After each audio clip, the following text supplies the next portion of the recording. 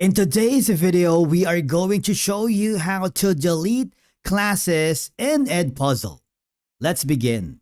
Now, the first thing that you need to do is log in using your teacher account. And then hover to the left side area of the dashboard and go to My Classes.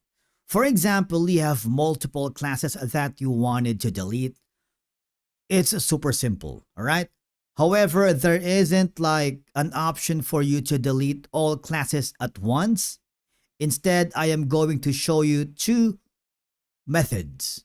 Number one is by clicking the three dots icon beside the class that you wanted to delete. For example, this one. Click that and you have an option to delete that class. It's super simple. You will be prompted with a confirmation message, and if you are decided, just click the delete button. And boom, one class has been deleted. Now, what's left is the last class, and if you wanted to delete this, again, you can simply click the three dots, but you can go to the drop-down menu. There is an option here to delete that class as well. Similar to the option earlier, there will be a confirmation message, and all I have to do is super simple, click the delete button.